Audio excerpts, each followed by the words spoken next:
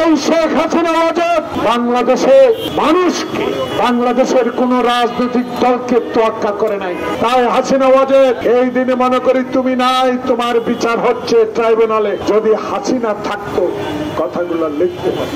5 ওয়াক্ত নামাজের আগে আমাদের নেতা, আমাদের দল এদেশের মানুষের জন্য আল্লাহ পাকের কাছে দোয়া চাইছেন। সেই সভা থেকে আমি শেখ হাসিনার উদ্দেশ্যে বলতে চাই, সেদিন আপনার হাতে পুলিশ ছিল, সেদিন আপনার হাতে ওই কালো জামা পরে র্যাব ছিল, সেদিন আপনার হাতে ডিবি, এনএসআই, ডিজিডিএফআই ছিল বিদায় আমার নেতা মির্জা ফখরুল ইসলাম আলমগীর আব্বাস সহ অগণিত নেতা কর্মীদের বিরুদ্ধে মিথ্যা মামলা দিয়ে সেদিন কারাগারে প্রেরণ করেছিলেন।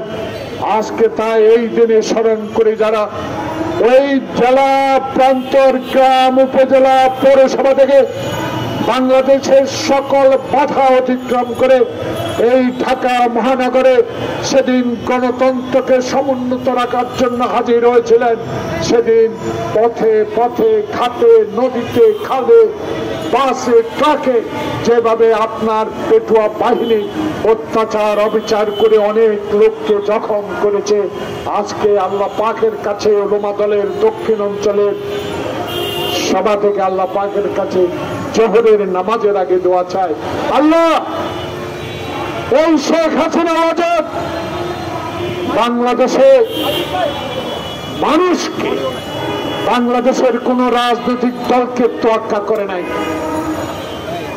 সেই দল যা ইচ্ছা তাই করেছে। বধির ভাইরা, আমার বাংলাদেশের ভাইরা, সেদিন প্রতিবাদ করতে পারি নাই।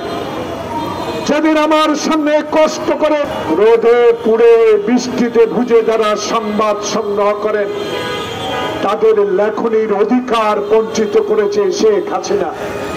দেখেন আল্লাহর কি রহমত, আজকে জাতির বিবেকের প্রেস ক্লাবের সামনে আমরা ওলামা মাশায়েখ যারা ওলামা দল করেন তাদেরকে নিয়ে আজকে আমরা মিটিং করি। আমাদের কথাগুলো এই সাংবাদিকেরা লিখবে, জনগণের কথাগুলো লিখবে।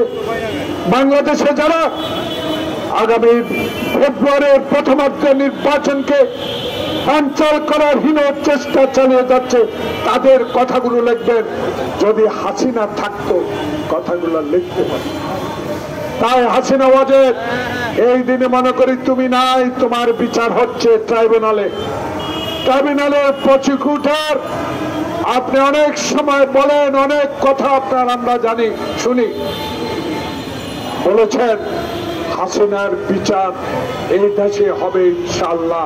বিচার রায়ের অপেক্ষায় আছে। তাই আজকে অহংকার আল্লাহর চোখে শোভা পায়। আল্লাহ বলেছে, আমার রাসূল করিম সাল্লাল্লাহু আলাইহি সাল্লাম বলেছে, আমার ধর্ম আমার নিয়ম অনুযায়ী চলবে, কারো ইশারা ইঙ্গিতে নয়। বেহেশতের মালিক আল্লাহ, দোজখে পাঠাবে আল্লাহ যদি আমি অন্যায় করি। কিন্তু আপনারা কতিপয় লোক যদি আপনাদের পক্ষে নেবার জন্য ইসলাম ধর্মকে বিকৃত করেন, তাহলে দেশের মানুষ সেটা কোনোদিনও গ্রহণ করবে না।